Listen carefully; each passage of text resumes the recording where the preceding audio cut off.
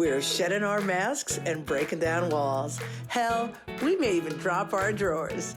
That's right. We're going commando with Angela and Dana. Hi, I'm Dana Sardano, and this is Angela DiMarco, and we are going commando.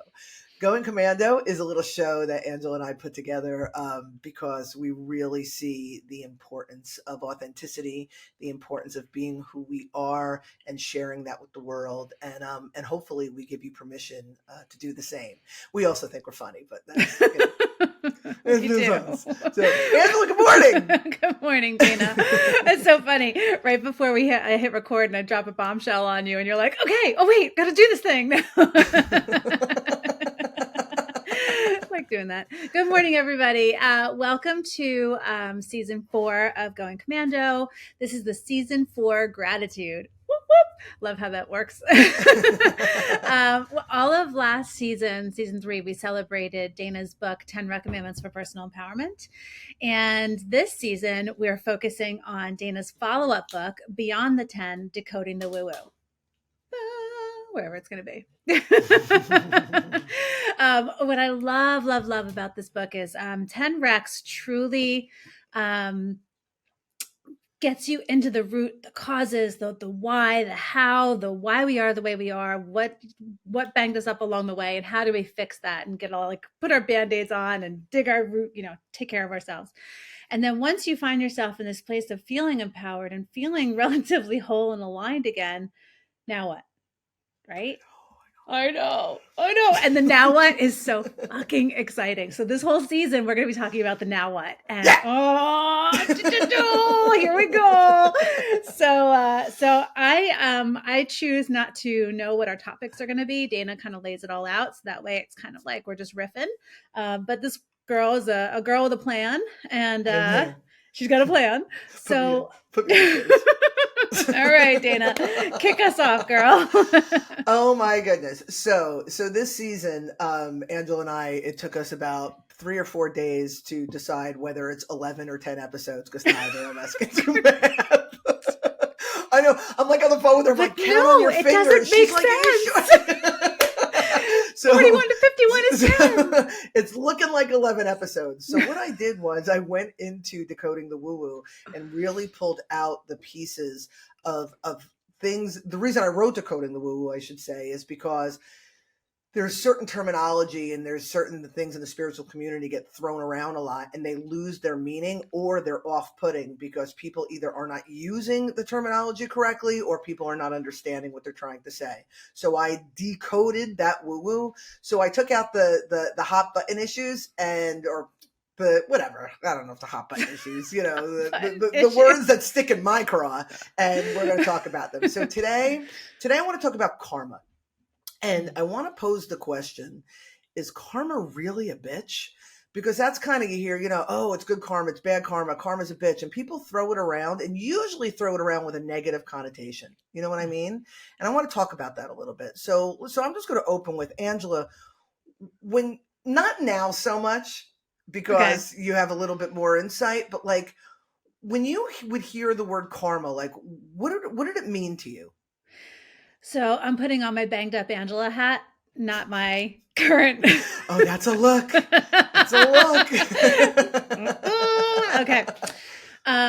So for me, karma always was good or bad. I always believed it was what you put into the world you receive. So if you are a negative person, like you treat someone shitty, someone's going to treat you shitty.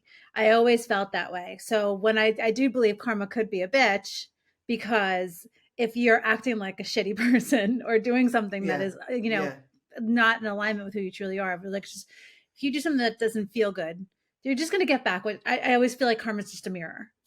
Yeah. But that's actually, whether it's banged up Angela hat or not, that's really what it comes down to. And, what I find is people who have experiences in their lives that are unpleasant, they only see the bad karma. You know what I mean? Yeah. And I really think that we just need to make it clear right now. The definition of karma It's about consequence to your actions or your thoughts. It's cause and effect relationship. It's not just about behavior. It's about my thought process. We talk about energy. Energy doesn't lie. We'll get into that in another episode.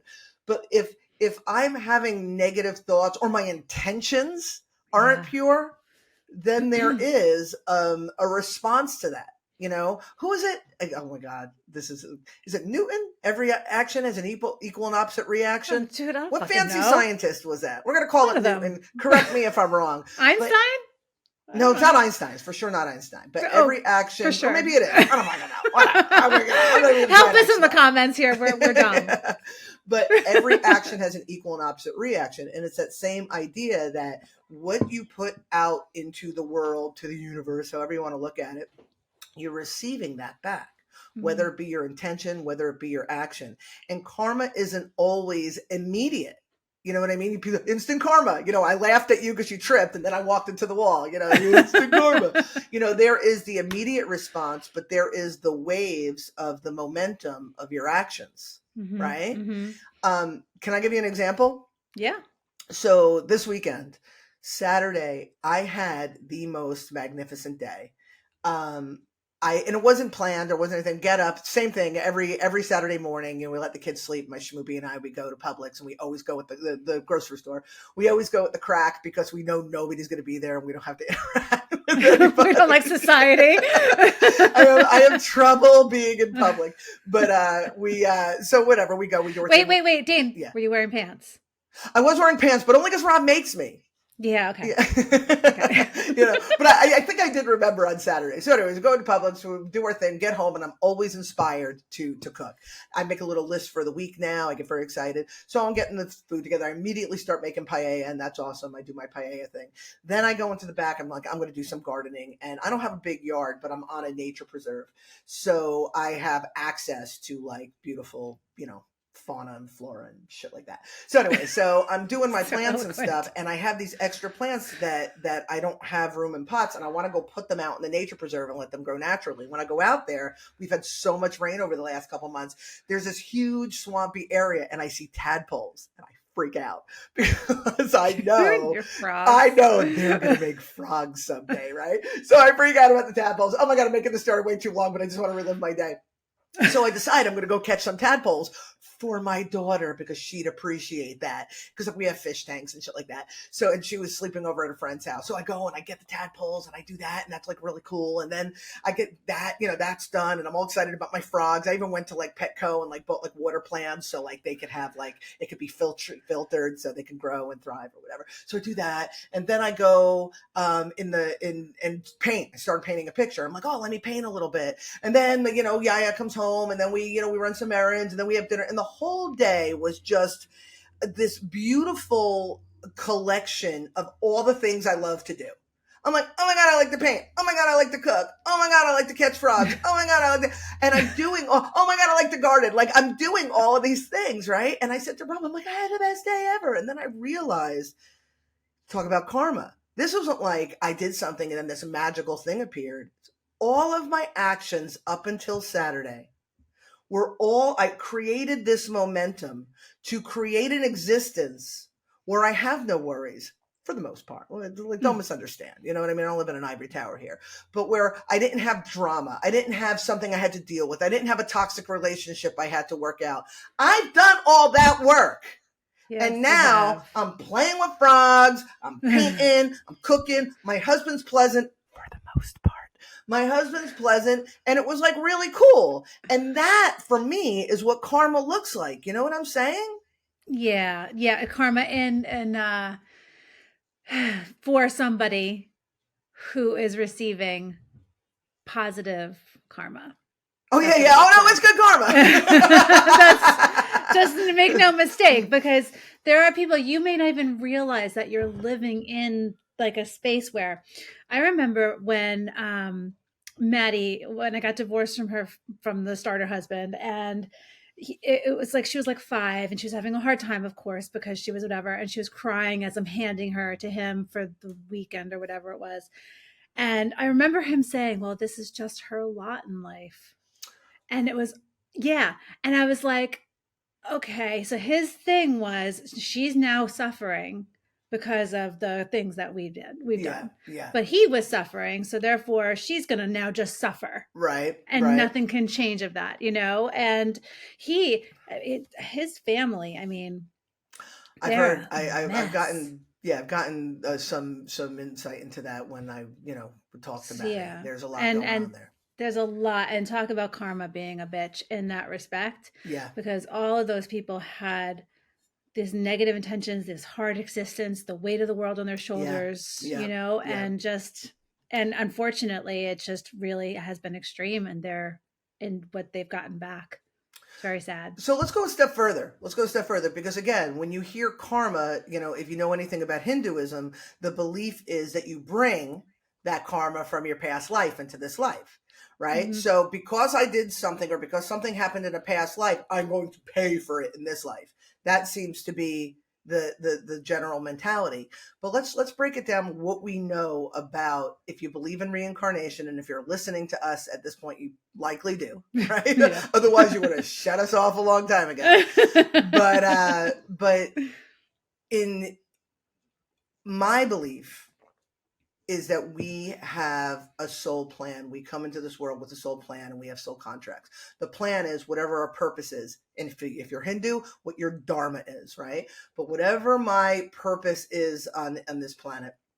And then I have these soul contracts. I have like a contract with you, Angela, that we're going to do X, Y, and Z, and a contract with this one. Contracts aren't always pretty. Sometimes it's some Jerkstore coming in to make my life difficult, so I evolve. You know what I mean? Yeah. We just, as humans, we're like, he's a Jerkstore, but the Jerkstoriness of him had a role. So we have these soul contracts. We have these soul plans. If I in this life do not achieve my dharma or my purpose, right? If I have broken contracts or have not completed my contracts, when I plan to come back into another life, I'm likely going to have to redo that contract, redo those lessons, and have to do it again. So it may even be more challenging. So if you come into this life with challenges that are beyond your understanding, and you feel, why me? You feel victimized. There is a purpose to stepping into that role so you can overcome, right? Because we're here to learn, grow, and expand. So if you look at, your starter husband, I'll just use your terminology, use your starter husband's family, not only did they come into this life with the weight of something that they needed to overcome, they kind of all came in together. Mm-hmm. And you aligned with that at one time, you know what I mean? But the difference is you chose to overcome and to move on. Some people, listen, I'm not judging, I'm just calling a spade here. Some people choose to live in that muck because that's their lot in life, to quote you, quoting your starter husband. Right? So Maddie was born into this experience. It's not her lot in life. This is her challenge to overcome, to be bigger, better, stronger, and, and hopefully eventually, bring her wisdom to others. Because at the end of the day, that's really, I think, the end game for a lot of us, Yeah. And how awesome that Maddie did learn that challenge at such a young age. So now, I mean, seriously, a little jelly. I'm a little jelly. Seriously, how many times have I talked to her and I'm like, oh my God, to be your age and not only to know what you know, but to have the support system you have. Jesus Christ. Yeah, seriously, people. Someday we'll have Maddie on because I think she's have gorgeous. To have Maddie, and she's gorgeous, and she's like super skinny and like she's got it all. Oh, Maddie, I love her so much. She's got the heart. But so seriously, think about it. Like we came in, like you were saying, right? Like I love your visual of how you're like, we're in a big stadium, and we're like, okay, I'm going down. Okay, you're gonna do this. Oh, you're gonna leave me, and you're gonna do this, and awesome. Okay, great. Everybody got their role. Break. Let's do this. And then we come here into this game, this human existence, right? And we're like, this fucking guy. Look at this asshole over here. And the thing about being human, right? The thing that even whatever you believe in, God, source, whatever, is that we have free will. Mm-hmm. So we're presented with opportunities to constantly evolve our soul, to grow, to come. So we come here to focus and learn something, right? And when we don't take those opportunities to overcome, we just roll in, and then it rolls on, and then you go back and you're like, backstage, you're like, shit, sorry, I missed those opportunities. I just all right, next time come in, play this role so that I see it a little bit harder next time, you know, give me a chance. Yeah. And so Maddie, I would say when I grew, she grew, right? Yeah. So she's like 15, 16 years old, and I'm having this like major expansion. And now this kid who's 15 or 16 years old, you know, overcame her lot in life. She overcame so much and stepped out of a timeline that would have been what her father's family, you know, like if she could have easily just become that and rolled into that. And it's really, really sad, but she didn't. She is choosing like to live. She's choosing to experience. She's choosing to grow. And my God, she is amazing. She would be an awesome guest, actually. Oh my God. Side note, she texted me this weekend and was telling me she basically had a serious I'm sure you now had that, but like a serious overcoming. And I was like, oh my God, this is why you do the work. This is what, so when you're here, you're able to address it. Love her. She's great. Yeah. She's great. Yeah. So it's awesome. So we, you know, our I'm not exactly middle-aged yet, because I'm going to live till I'm 126. So, and the reason why I'm living till 126 is so that I can say I lived over 3 centuries. I think that's fucking awesome. That's my goal. So I'm not even middle-aged yet. You added on like 6 years. Wasn't it like 120 there for a while? No, 74. It was 122 was the number in my head, but I was like, if I could just go to 126, I get 3 centuries in there. Always the overachiever. So I'm not even halfway old yet, but you don't have to wait until you're halfway old until you know, come to. Like, this is available to all of us. And come to. What a great way of looking at it. Right, but then, and that's the karma, right there. Because as you roll, now I'm in a place of like, okay, I've gotten all these challenges, I've overcome them. That's my karma, is to overcome. My karma comes back at me. What I work hard at, whether it's my personal development and growth or a business or whatever, it comes back at me because I'm putting such good intention behind it. 100%. And that was the point that I wanted to make. It's not just about action. It's about intention also. You know, I've talked about this before, so I won't get into the whole story. But when I married my starter husband, 11 months. Shout out. Yeah. So, but I married him, obviously, with the clarity of hindsight. I married him because out of fear, out of desperation, out of anger towards my mother, you know, trying to prove something, you know, like all of those things. And clearly, even if we did get married, I wore the pretty dress, you know, all of the intentions behind that action were not setting me up for a successful marriage, right? Yeah. And so really we have to think about our intentions when we do things. And it's really about being mindful.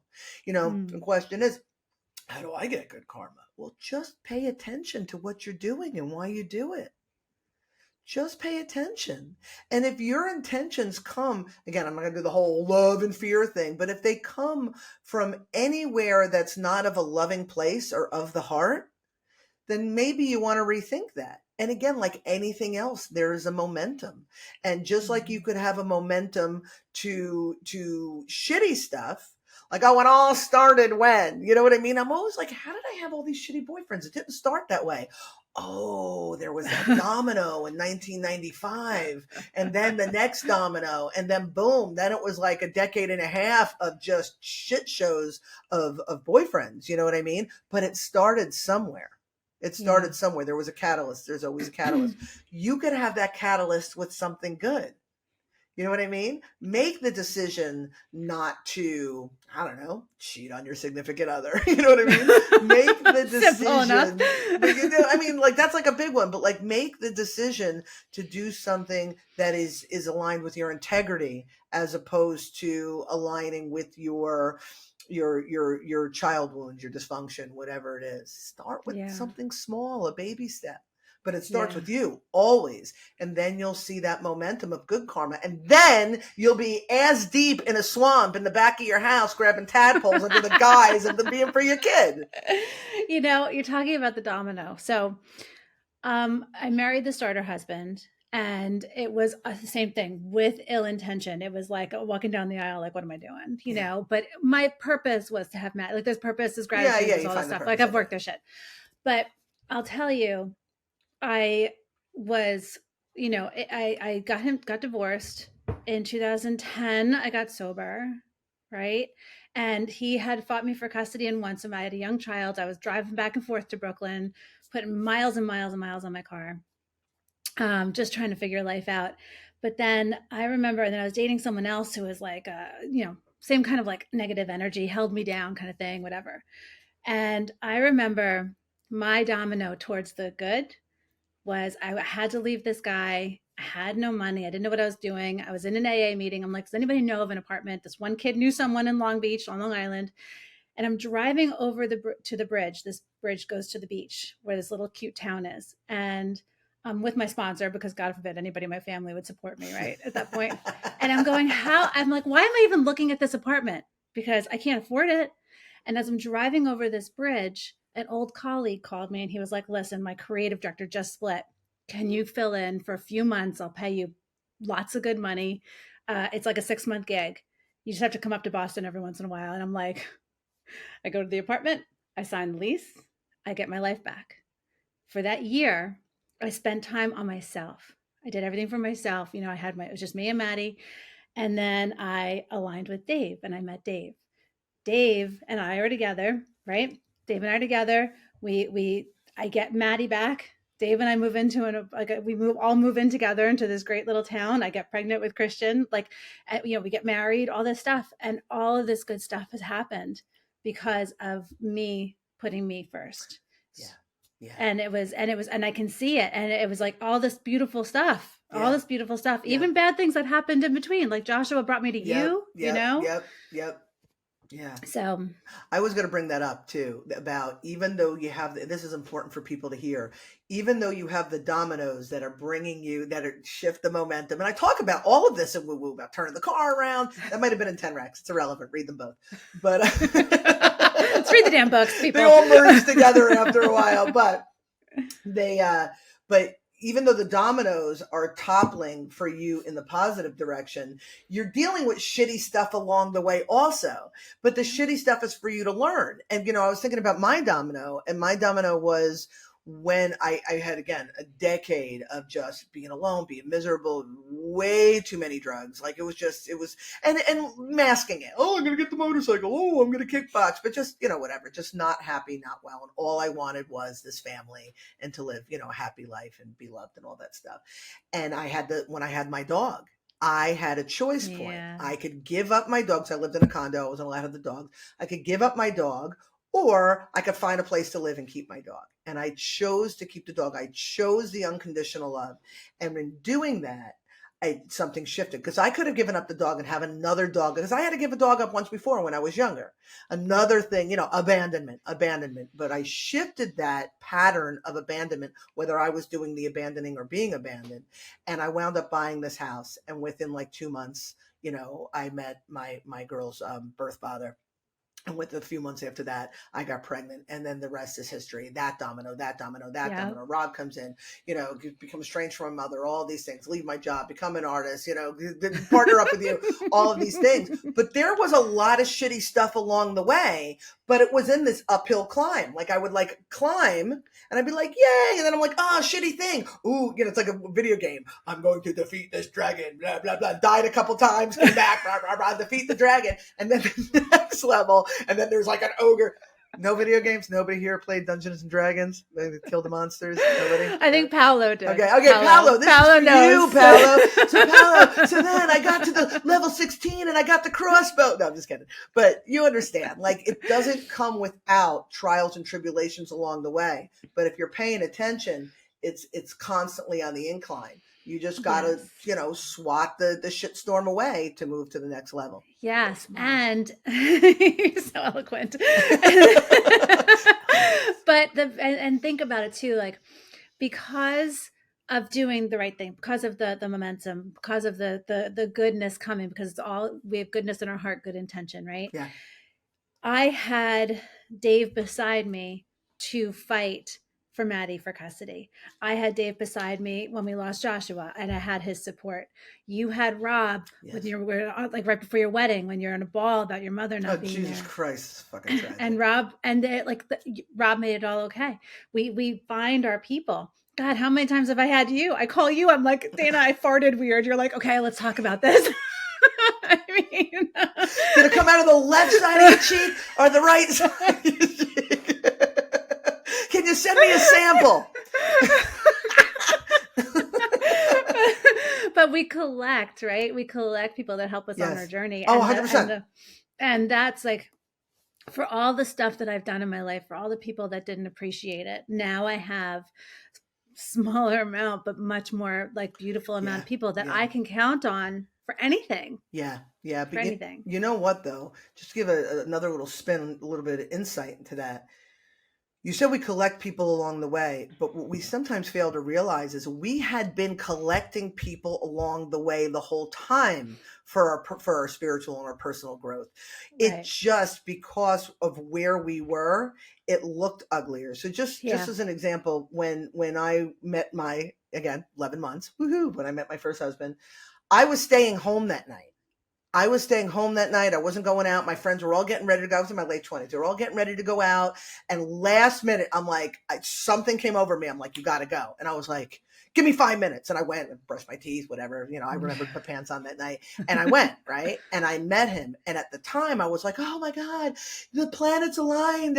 I went, but you know what? It's still the same thing. He was going to be one of the greatest lessons of my life. It was important that I met him, because I had to learn those lessons. So when we look at, it's so funny. We have a tendency to look at like the shitty relationships and the shitty experiences and being like, oh, well, that got me here. But really, yes, because I couldn't be, again, catching tadpoles in the swamp in my backyard. Painting, I never would be painting if I didn't have that support of Rob, because he came in. But you'll see, just as your levels raise and you deal shitty things along the way and you get there, the people, the vibration, we'll get to that in another episode, but the vibration, the frequency of the people you bring into your life, but the people that you bring in, they meet you where you are. So you just keep meeting better people. I should say better, more aligned people with your frequency, because you're awesome, whatever. I'm just trying to be politically correct here. But you know what I mean? You're meeting these people that assist you in the next thing. I thank God for Derek, because Derek taught me a lot. About myself. Same. You know what I mean? Same. Yeah. Is it ironic that Derek is the name of the man robot in The Good Place? Oh my God. I'm Derek. Yes, Okay. Sorry. So, one thing I just want to point out, if anybody's been watching our episodes, and we had a really good call with our new friend Mike Barnum on Friday, right? And he went alignment. Yeah, oh my God, that's so awesome. So thank you for the T-shirt idea. We were going to be making them. Oh my God! I was like, he watches, he likes us, he really likes us. But so when Dana does that, like, you know, alignment, leveling up, and like I'm gonna throw up, I'm gonna punch myself because I'm about to. That's what all of this concept. That's the whole concept of Decoding the Woo Woo is like the words that people throw around that are sometimes misused or misinterpreted, or they're just misunderstood. I remember we went to go try to sell our program to Maddie's school, right, to the superintendent, and we had Shocker in there, and he was like, oh, like he couldn't, no, like, I'm not into that witchy stuff. So we're here to just, you know, like decode all of that stuff for you guys. It's very practical. It's very real. It's a very part of our life. And it's just, everybody calls stuff different things, you know? Yeah. So we're just, you can have your own words for all of this, but you'll see like, oh yeah, that makes sense. And my doing the eye roll when I say alignment and stuff like that, that's just, you know, me just being a dick. Being a dick. I mean, that's just, you know, come on. But I truly see the value in all of it. And I'm actually looking forward to doing a whole thing on alignment, because it's probably one of the most important things we could talk about. Yeah. And it comes up, it's like a theme for everything that we do anyway. Yeah. Okay, so we're good with wrapping up this episode. Wrap it up. All right. So karma, you know, it's good or bad depending on the intention behind it. What do we make of it? whatever you make of it. You know, we all love good karma, so roll with that. Be good people, good karma. Help us get some visibility with our channel. If you like listening to us, seriously, I'm going to start doing this because everybody else freaking does it. So I'm jumping on the bandwagon. Yeah, we were trying to avoid doing the hard sell, but you know what? Let's do this. We need to get out there. Yeah, our message is important. It's really important that a lot of people feel comfortable to be themselves. And Dana and I are like an open door. We're like, come on, hang out, take your bra off, or boxers or whatever. Just chill. Like, we're cool. Panties. Yeah. Ew, that sounds so dirty. I mean, sure, why not? We accept everybody. The world needs to feel safe to be themselves. All of you humans need to feel safe. Yeah. It's a big scary thing to navigate by yourself, and you don't have to do it alone. Even if you just listen, even if you just read the books, even if you just hear the stories that we're doing through our company, Uniquely Phenom. Like there's just so many things that can help just by hearing this, and it'll unlock something in your soul. So please, please, please help us spread the word. Subscribe, like, share, tell your friends. Tell all your friends. We made these fun stickers. This is dishwasher safe. It's gone through a couple times. I'm going to make a big ass one for my car. We've got Commando gear. We've got all kinds of stuff. Yeah, it's on my phone too. I mean, it's everywhere. I want mine and Dana's faces to be everywhere. So, so seriously, help us help the world. Like, that's really for the sake of humanity. really, we got to help everybody. So, with that, we'll put links to buy Dana's book, Decoding the Woo Woo. And she does teach a workshop on this on our platform, finduniquelyu.com, which is super awesome because you can sit and go through this stuff and work with Dana one-on-one. And Dana also does a one-on-one intuitive guidance if you're really serious to get your ass in gear. And is there anything else, Dane? No. You mentioned the one-on-ones. I was going to say, not only do I work with people, with the 10 Rex to help people get their heads out of their asses, but also the energy part of it. That's like my jam to help magical people discover their magic. I love it. You're really good at it. I'm really good at it. And what I'm noticing too is it's more than just, they call it an activation. It's more than just working with people. Sometimes I just interact with people and then all of a sudden they become magical. I know that sounds weird, but like that happens like a lot. It's true. It's true. You're like, I don't even know how to do that. I know. So like every day I'm freaking leveling up because of talking to you. But even it's like the same like with Jeff, right? Like when I talk to Jeff, all of a sudden I just feel like my world is totally different. Yeah. So we have this power to connect with each other. Yeah. And I just want to say one last thing about it. It's a hair. I felt like something was touching me. I was like, what the fuck? Is could be. We owe it to ourselves as human beings to become the best versions of ourselves. We just do. And we do that by doing the work. Once we become aligned and become the best version of ourselves, then we owe it to humanity, right? Ubuntu, right? To share our gifts with others. We're all gifted in one way or another. We are all gifted. It just looks differently, but we all are gifted. And whatever those gifts are, those are what we're supposed to cultivate and then bring to others to assist them. And then if we could all do that, oh my God, all level up together. Oh, I'm just gonna punch you right in the kisser. All right, everybody. Okay. So stay tuned. We got more woo woo coming your way every week, and this is gonna take us through Christmas, which is super exciting. Yeah, long time. It's a magical time of year. All right, everybody. Thank you. Have a great week, and we'll see you next week. Thanks for coming. Bye. Everyone has a story. I have a story. You have a story. We all have a story. As I see it, you have 3 choices.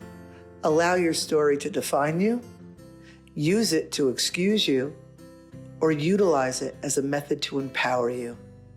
It's your life. You have the power. You choose. Rewrite your story on finduniquelyu.com.